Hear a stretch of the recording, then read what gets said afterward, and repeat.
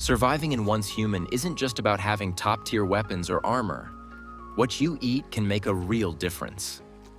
In this guide, I'll walk you through the best food buffs in the game that can help boost your combat performance, enhance your stats, and overall make your journey a lot smoother. We'll also cover which food buffs are ideal for specific weapon builds, and how to amplify their effects even further. By the end of this guide, you'll know how to maximize the potential of every food item available. I've included timelines in the video in case you're already familiar with certain sections you can choose to skip. So without further ado, let's get started. Stacking food buffs, how it works.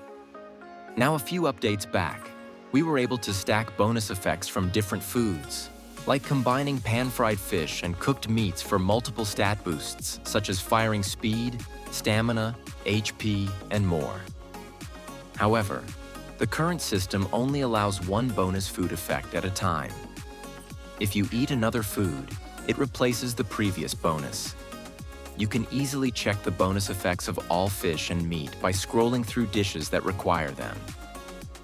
For example, eating pan-fried fish with a 10% load boost and then switching to canned steak, made from rabbit meat with a stamina bonus, will overwrite the load boost effect.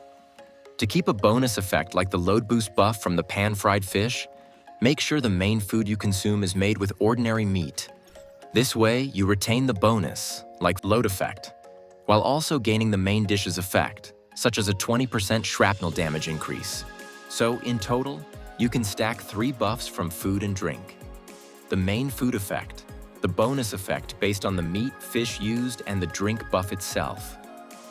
In addition to food buffs, you can have a total of 6 whims at a time, which are obtained from different types of deviations.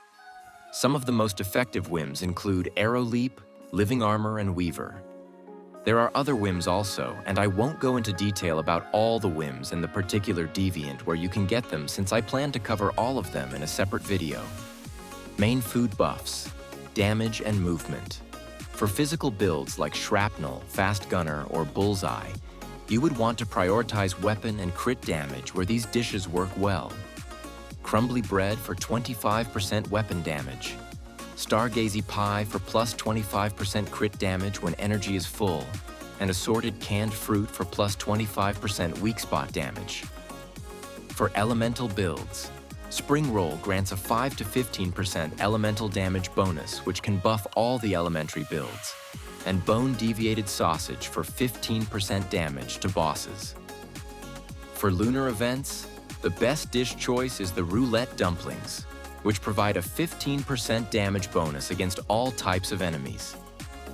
There are plenty of good options, but one that stands out universally is Mixed Fried Hot Dog, which give 20% damage bonus toward enemies affected by the Bull's Eye.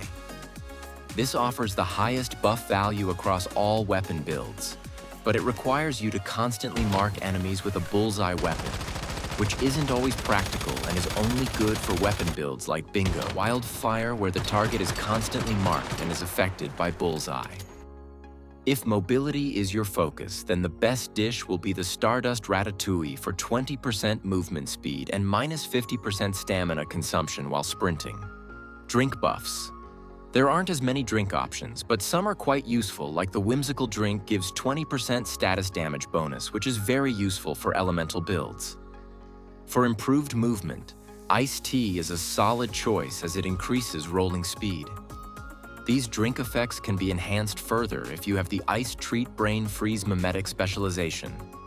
You can also check which drinks are affected by Ice Treat Memetic by scrolling over to the drinks. Other drinks worth noting are Stardust Malt Ale, which improves sprinting speed, and Normal Malt Ale, which prevents sanity drops under any condition.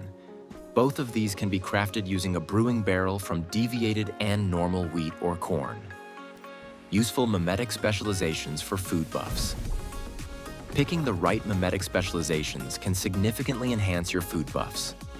The important ones include Gourmand, which boosts dish effects by plus 30%, extends duration by plus 50%, and reduces cooking time by half. And Long-Term Storage Specialization, which doubles shelf life of dishes when using a buffed kitchen stove. Both of these specializations are shareable. That means if you don't have them in your Memetic, you can simply ask another player with these buffs to make a kitchen stove for you, and then all food prepared on it will benefit from the specializations. Other important specializations include Mini Canner, doubles yield from canned foods, especially useful when crafting with rare, pristine meats. Iced Treat Brain Freeze, increases drink duration by 200% and potency by 30%. Stardust Dish Shell Break, grants 2 special whims and continuous HP recovery for 30 minutes if your sanity is full. Note that these 3 are non-shareable and must be selected manually in your own Memetic specialization list. The buff from Chefosaurus Rex Deviant. You can further boost your food buffs using the Chefosaurus Rex. You can get a level 1 Rex from the quest called There's a Dragon Here. But to get a high-level Rex, you'll need to go through the Securement Silo Phi and kill the first boss elite and then run through the door. There is a chance that you might get the Chef Deviant and then you can repeat the process until you get a level 5 Chef. At level 1, you get a plus 10% boost to all dishes. At level 2, it goes to 17%, and at level 5, it hits a max of 38%. Each level adds plus 7% bonus. To give you an idea of how this works, take Crumbly Bread as an example. Its base stat gives a 25% weapon damage boost. When prepared using a buffed stove and with a level 5 Chef Deviant, this bonus can go up to around 45%, which is a significant boost. While preparing your dishes, always make sure the chef has a high power and mood and near the stove when preparing food. Start by preparing a low-priority dish, like boiled water, to activate the chef. When it comes near the stove, then follow up with your main food. This helps prevent the occasional bug where chef buffs fail to apply. How to farm crops and meat. Now that we've covered the food and buffs, let's talk about how to gather ingredients. You can either get crops and seeds from other players or farm them yourself. Or you can use the interactive map that shows all locations of crops and animals across different regions for all scenarios. You can filter by what you're looking for or search directly for specific items. After selecting a location, copy the coordinates and paste them into any chat area in the game. Click on it and start navigating through the nearest TP tower and travel to the marker. Keep in mind that spawn locations might change with updates, so you can set your own markers once you've confirmed the spots. To increase your crop yield, craft a harvesting sickle and gardening gloves from the Memetic specialization tree, or get them from another player. For deviated crops, unlock and craft mutation fertilizer from your Memetics. Once you have enough seeds, combine them with the fertilizer and plant them. You can automate the entire process using the Growshroom Deviant, which you can buy from the vendor or either get it when farming mushroom. This deviant will handle everything planting to harvesting. Adding Buzzy Bee deviants to your securement units will further improve your crop mutation chances.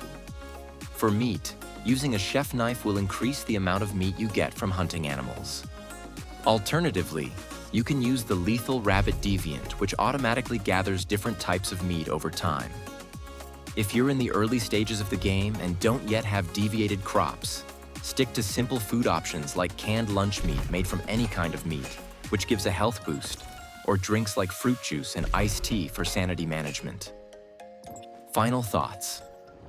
I know this can all feel overwhelming, especially for newer players, so take your time and progress at your own pace.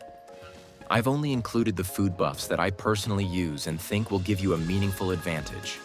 Although I've included another link in the description that lists every dish you can make in the game, feel free to check it out if you're interested. If you want a deep dive on any subject, let me know in the comments. That's all for this video. If you found it helpful, consider liking and subscribing for more Once Human tips and builds. Until then, I'll catch you in the next one. Thanks for watching.